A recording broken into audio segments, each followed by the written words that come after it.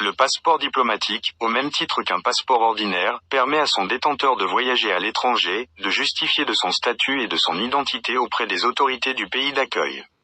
En Algérie, ce document est délivré par le ministre des Affaires étrangères aux personnes éligibles, dans le cadre de missions officielles ou de fonctions spécifiques. L'attribution des passeports diplomatiques en Algérie est strictement encadrée par la loi. Le décret présidentiel du 1er juin 2023 fixe les conditions et les catégories de bénéficiaires de ce document officiel, qui permet à son détenteur de voyager avec un statut protégé et d'accéder à certains privilèges à l'étranger. Ce passeport est délivré pour faciliter les déplacements des hauts responsables et des représentants de l'État, aussi bien pendant qu'après leur fonction. Il est également octroyé à certains membres de leur famille, rappelle le journal El Rabar. Selon le décret en vigueur, plusieurs catégories de responsables sont éligibles à ce passeport.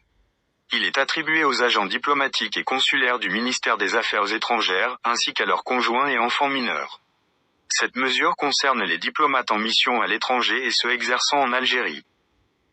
Les attachés de défense, les attachés militaires de l'armée de l'air et de la marine, ainsi que leurs assistants en poste dans les représentations diplomatiques figurent également parmi les bénéficiaires. Leurs conjoints et enfants mineurs ou filles non mariées bénéficient également de ce privilège. Les plus hautes autorités de l'État ont droit au passeport diplomatique pendant toute la durée de leur fonction.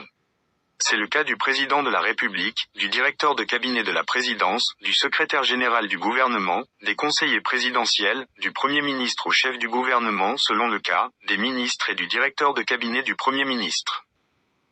D'autres hauts responsables y ont également droit, notamment le directeur général de la Sûreté nationale, les présidents des institutions constitutionnelles comme le président du Conseil de la Nation, le président de l'Assemblée populaire nationale, le président de la Cour constitutionnelle et le premier président de la Cour suprême.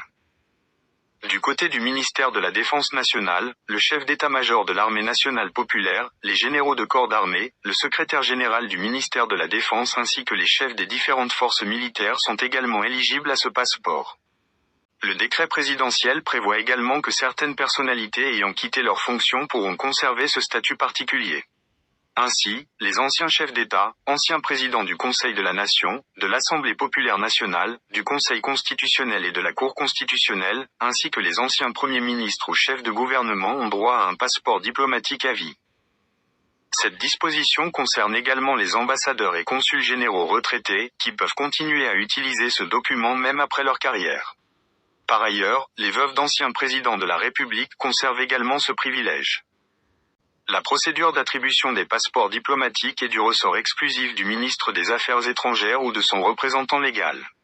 Ce dernier est chargé d'émettre le document, dont la validité est de 5 ans. À la fin des fonctions du détenteur, le passeport doit être restitué et peut être renouvelé si la personne figure parmi les bénéficiaires ayant droit à ce statut après leur carrière. Le ministère des Affaires étrangères tient un registre centralisé où sont consignées toutes les informations relatives à l'attribution, à la prolongation et au renouvellement de ces documents. Les missions diplomatiques algériennes à l'étranger disposent également d'un registre pour les cas nécessitant une prolongation de validité. Le passeport diplomatique confère certains avantages, comme la facilité de passage aux frontières, l'exonération de certaines taxes et un traitement spécifique dans les aéroports internationaux. Toutefois, son utilisation est encadrée par des règles strictes. Récemment, la France a renforcé les contrôles à l'entrée de son territoire, ce qui a affecté plusieurs titulaires de passeports diplomatiques algériens.